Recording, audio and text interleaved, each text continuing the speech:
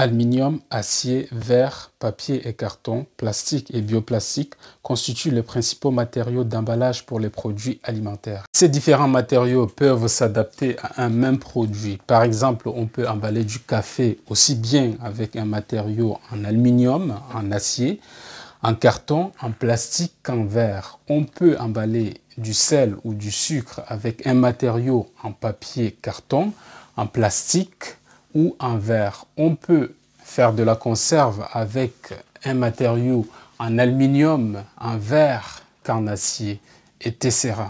Donc, pour un même produit, tu as plusieurs choix en termes de matériaux d'emballage. Alors, quel est le matériau idéal à adopter lorsqu'on veut se positionner à long terme sur un marché agroalimentaire? Il faut savoir que de nos jours, il y a une tendance qui règne sur le marché de consommation. C'est celle qui consiste à faire attention à ce que l'on consomme. Les consommateurs sont soucieux non seulement de leur santé, mais aussi de l'environnement, puisque le premier dépend du second. Raison pour laquelle il est crucial de prendre en compte ces paramètres lors du choix de matériaux d'emballage pour le produit que tu souhaites commercialiser. Même s'il est vrai que des fois on n'a pas le choix parce que le produit nous oblige de rester sur un type d'emballage plutôt que d'autres. Dans cette vidéo, on va analyser deux types de matériaux qui sont les plus utilisés dans le secteur agroalimentaire, à savoir le papier carton et le plastique. On va donc brièvement donner quelques avantages et inconvénients de chacun de ces deux matériaux. Cela va te permettre d'adapter tes produits au matériau d'emballage le plus vertueux. D'ailleurs, une pléthore de mesures sont prises par le pouvoir public pour éradiquer certains matériaux jugés nocifs pour la santé des consommateurs. Commençons donc par analyser le plastique. Avant de donner ses avantages et ses inconvénients, nous allons d'abord citer quelques différents types de matières plastiques et leur utilisation.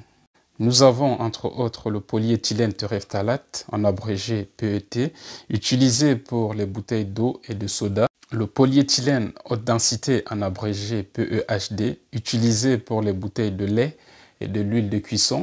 Le polyéthylène basse densité, en abrégé PEBD, utilisé pour les sacs poubelles, les petites poches pour les aliments en vrac. Le polychlorure de vinyle, en abrégé PVC, utilisé pour les films alimentaires étirables.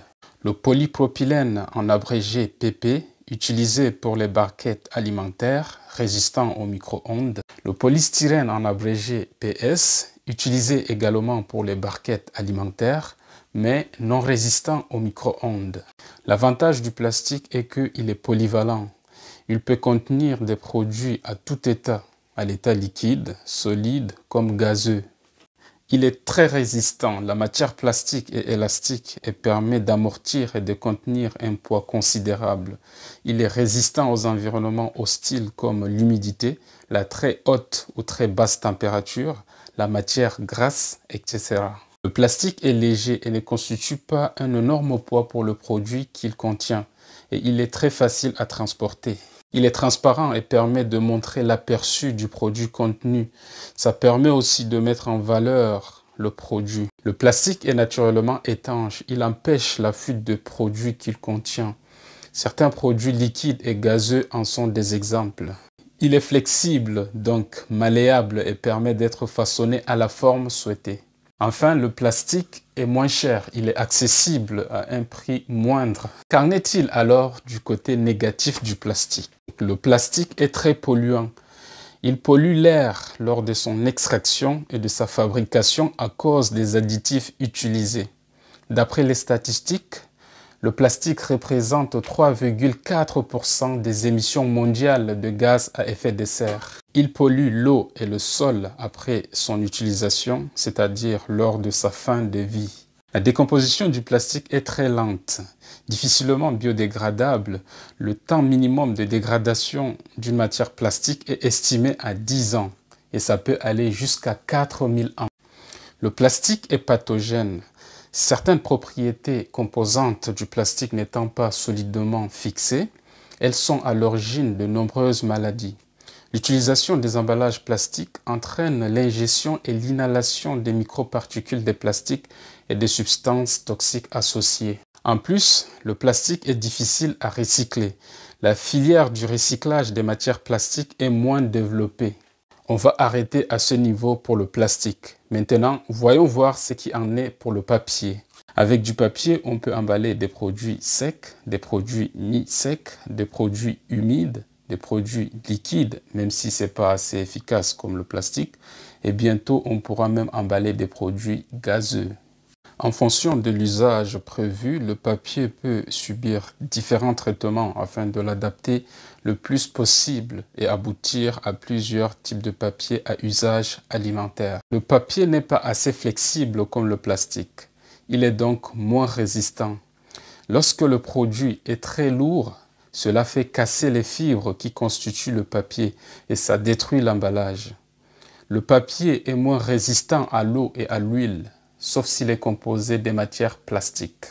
Le façonnage du papier est limité, donc c'est difficile de donner au papier toutes les formes qu'on souhaite. Par exemple, c'est difficile de faire des barquettes ou bien des bouteilles en papier. Le papier est limité en termes d'opacité. À une certaine épaisseur, le papier devient automatiquement opaque, donc pas avantageux pour montrer les valeurs de certains produits. Le coût de production du papier est assez élevé. C'est ce qui le rend d'ailleurs plus cher que le plastique. La fabrication du papier consomme excessivement de l'eau et de l'énergie. Et sa part d'émissions mondiales de gaz à effet de serre est estimée à 1%. Mais l'avantage du papier est qu'il est moins dangereux pour la santé des consommateurs. Le papier est facilement biodégradable lorsque sa fabrication n'est pas complexe. En 3 mois, le papier peut disparaître lorsqu'on l'abandonne dans la nature. Dans tous les cas, la durée maximale de disparition du papier ne dépasse pas 10 ans. Il est facilement recyclable car sa filière de recyclage est assez développée. Les matières premières destinées pour la fabrication du papier est très accessible et son extraction est moins polluante. En plus, la personnalisation d'un packaging en papier carton est très simple. On peut facilement obtenir un excellent rendu. Voilà alors ce qui en est du papier carton. Si on devait conclure, on dirait que le papier carton a moins d'empreinte carbone par rapport au plastique.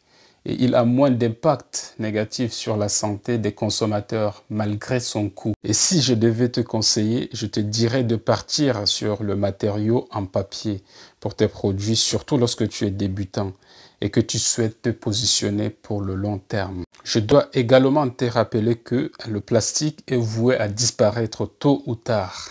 Dis-moi alors ce que tu en penses. Surtout, n'hésite pas à me laisser des commentaires et on se dit à la prochaine vidéo.